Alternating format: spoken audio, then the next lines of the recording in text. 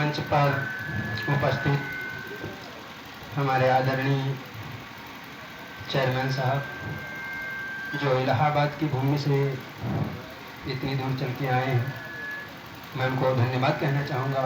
और उपस्थित यहाँ समस्त पदाधिकारियों का भी धन्यवाद करना चाहूँगा, जो अपना कीमती समय निकाल करके यहाँ उपस्थित हुए।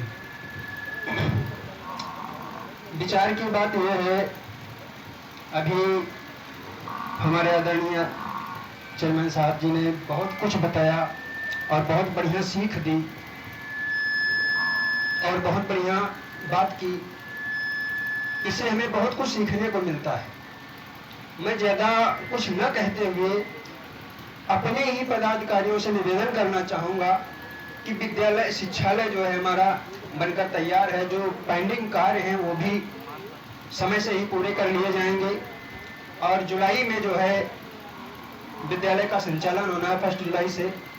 और विद्यालय को संचालित तो हम लोग करेंगे, कैसे करेंगे भाई? विद्यालय को संचालित करने के लिए हमारी व्यवस्था क्या होगी?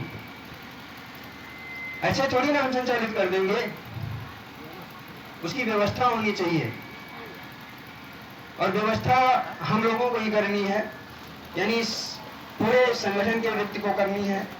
तो हम ये निवेदन करना चाहेंगे कि पीडब्ल्यूएस शिक्षालय को सुव्यवस्थित ढंग से संचालित करने के लिए सभी पदाधिकारी राष्ट्रीय मानवाधिकार का विस्तार करते हुए पीडब्ल्यूएस शिक्षालय के विषय में भी सोच करके न ज्यादा तो कम से कम 11 अगर मंथली मेंबर हम बना लें, क्योंकि बहुत खर्चा आएगा भाई। विद्यालय को संचालित करेंगे, उसमें आवासीय रहेगा तो बच्चों को बहुत सारी चीज़ों की आवश्यकता पड़ेगी, किताब बुक भी देनी है, बहुत सारी व्यवस्था करनी है।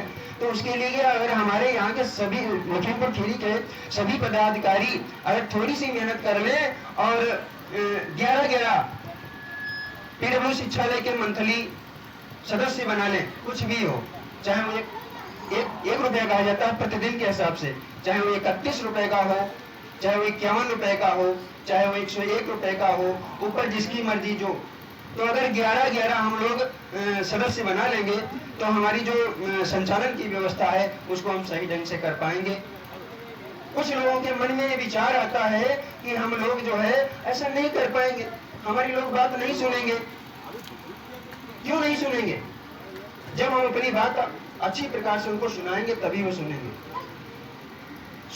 सुनाने वाला को सुनने वाले का विचार बनना चाहिए, क्योंकि जब अपनी बात को सही ढंग से रखेंगे, उनके पास में जाएंगे, बीच में उनके बात रखेंगे, विनम्रता पूर्वक बात रखेंगे कि हम लोग समाज सेवा का कार्य कर रहे हैं, बेसहारा निर्धन बच्चों को जो है हम पढ़ाने का काम कर रहे हैं। हा? लोग कहते हैं किसी गरीब बच्चे को रोटी देने से अच्छा है उसको शिक्षा दे दो, पढ़ा दो, रोटी की व्यवस्था वो स्वयं कर लेगा। बहुत सारे लोगों के मन में ऐसे विचार आते हैं। तो मैं एक छोटी सी कहानी सुना करके और अपनी बात को पिंड करूंगा। कहने का मतलब है आप सभी लोग पढ़े लिखे हुए बैठे हुए हैं और सब लोग जानते होंगे, हमारे देश में एक महिला आई थी जिसका नाम था मदर टेरेसा। सभी लोग जानते हैं, जो पढ़े लिखे भाई लोग बैठे हैं सबको पता है। मदर टेरेसा दूसरे देश से आकर के और भारत में कोलकाता के एक विद्यालय में अध्यापन कार्य करना शुरू किया। लेकिन हुआ क्या, वो ऐसी विनम्र महिला थी जो किसी गरीब और बेसहारा को देखती थी तो उनका हृदय द्रवित हो उठता था। वो अध्यापन कार्य करती रही कोलकाता के एक विद्यालय में और धीरे धीरे क्या हुआ, ऐसे बेसहारा गरीब लोगों को देख करके उनका जब हृदय द्रवित होता था तो उन्होंने अध्यापन कार्य छोड़ करके वही मलिन बस्तियों में वो क्या करना शुरू कर दिया, सेवा करना शुरू कर दिया। सेवा करते करते तब उनके पास न तो आर्थिक व्यवस्था थी और न जन समूह था, वो अकेली थी। लेकिन लोग उनसे प्रभावित होकर के उनके साथ जुड़ना प्रारंभ कर दिए, उनकी आर्थिक सहयोग करना भी प्रारंभ कर दिया। धीरे धीरे बहुत बड़ा कारवां बन गया और उन्होंने एक विद्यालय का निर्माण किया जिसका नाम रखा निर्मल आश्रम। गरीब बेसहारा बच्चों के लिए।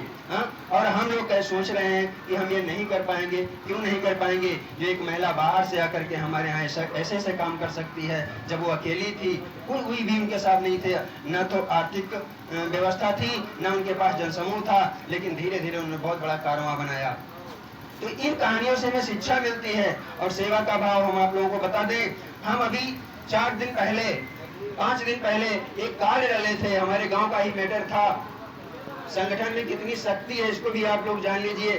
4 दिन पहले हमने कार्ड डाला था, जो हमारे गांव की एक लड़की थी और उसकी शादी थी। उसकी व्यवस्था जो है बिल्कुल डाउन थी, भूमिहीन था, वो राज बिरादरी था और सारी व्यवस्थाएं, लेकिन हमारे गांव के लोगों ने भी, बर्मा लोगों ने बड़ा सहयोग किया। हमने कार्ड डाला ग्रुप में और हमारे संगठन के साथी वहां पहुंचे। और जब वो पहुंचे, उससे पहले कि उसकी स्थिति क्या थी, मैं वहां नहीं गया, लेकिन हमारे भाई लोग थे तो बता रहे थे कि उसकी स्थिति क्या थी। जब एक अपने लोगों में द्वाराचार का जो रिवाज होता है, उस समय द्वाराचार के ऊपर रखने के लिए उसके पास 1 रुपया भी नहीं था। लेकिन मेरे संगठन के साथियों ने ऐन मौके पर पहुंच करके और 4-5 हजार रुपए का जुगाड़ कर दिया। उसका काम अच्छी तरीके से निपट गया। उसने 2100 रुपए द्वाराचार में रख दिए और बाकी बचे तो कारीगरों को दे दिया। उसके 2 काम से जो है सॉल्व हो गए। ये होती है संगठन की शक्ति। और 3 बिंदुओं पर और मैं बात करना चाहूंगा। पहला बिंदु है शिक्षित बनो। शिक्षित बनने का मतलब ये नहीं कि आप लोग शिक्षित नहीं हैं, हम सब शिक्षित हैं। और दूसरा, संघर्ष करो। और तीसरा, संगठित रहो। शिक्षित हम सब लोग हैं, हम सब लोग पढ़े लिखे हुए हैं, लेकिन अभी सर बता रहे थे कि जब हम लोग मीटिंग में आएंगे, शिक्षित तो हैं, लेकिन जब हम लोग मीटिंग में आएंगे तो बहुत सारी जानकारियां हासिल करेंगे।